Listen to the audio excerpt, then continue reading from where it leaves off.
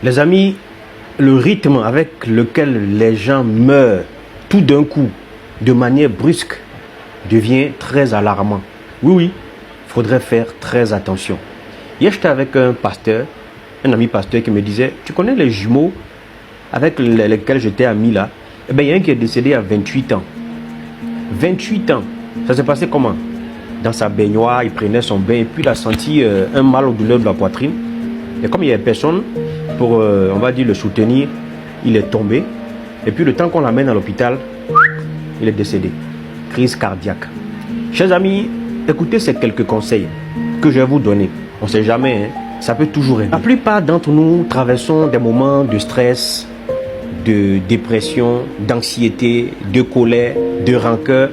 Et toutes ces petites choses-là augmentent le risque d'avoir des AVC, insuffisance cardiaque ou attaque, qui est aujourd'hui monnaie courante. S'il vous plaît, évitez de vous laisser facilement irriter ou provoquer par vos enfants, vos collègues, vos amis, votre femme, votre mari, votre voisinage, votre patron. Restez serein. Évitez le stress, amusez-vous, ne réfléchissez pas trop. La vie est simple, hein? Parfois c'est nous qui la compliquons. Isolez-vous des perturbations. Et quand vous n'avez pas l'argent, comme pour certains, oui, on a tous traversé des périodes où vous n'avez même pas 5 francs à la maison. Quand ces périodes-là arrivent là, ne réfléchissez pas beaucoup. C'est vrai, c'est facile à dire, hein, mais c'est faisable. Évitez d'être stressé, évitez de trop réfléchir.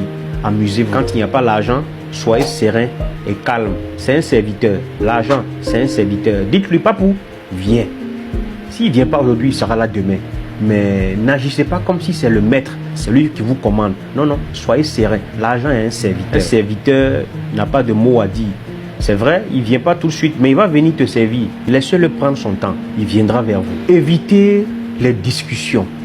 Évitez les échanges houleux au marché, au bureau, à la maison. Vérifiez toujours votre tension. Aujourd'hui, c'est toujours bon d'avoir un tensiomètre avec soi. Hein. Ça ne coûte pas cher.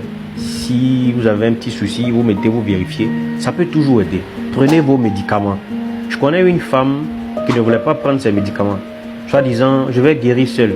Je vais guérir seul. On lui a dit, madame, vous savez quoi? Vos enfants vous aiment bien. On sait que vous les aimez aussi. Le médicament qu'on vous demande de prendre chaque matin, là, c'est pour votre bien. Si vous voulez voir vos enfants grandir, prenez ce médicament-là. Vous allez durer sur la terre.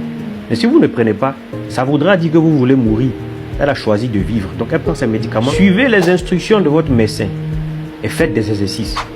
Allez-y courir, marchez chaque soir, allez-y à la natation, allez-y faire de la gym. Ça entretient la forme et ça chasse l'AVC. Et on vous dit aussi, on ne cessera pas de vous répéter, allez-y voir immédiatement votre médecin quand vous sentez un changement dans votre corps.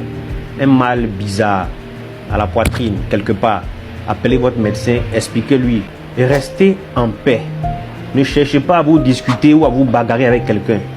Des gens ont piqué des crises juste après un échange téléphonique. Oui, oui. Allô, oui. Pourquoi machin? Oh, mon argent tombe. Il raccroche, il tombe. Évitez les discussions, évitez les situations colériques. Restez en vie pour vous-même. Mais restez aussi en vie pour votre famille. Restez en vie pour vos enfants. Restez en vie pour votre lendemain qui sera sûrement plus glorieux qu'aujourd'hui. Mais restez en vie aussi pour moi, on ne sait jamais. Peut-être que demain vous allez m'aider à fleurir mes activités. Vous allez m'aider à faire grandir mon activité, mes business. Restez en vie. La vie vaut mieux que tout. Ne mourrez pas avant l'heure. C'est comme si vous précipitez votre mort. Non, non, tu n'as pas encore fini.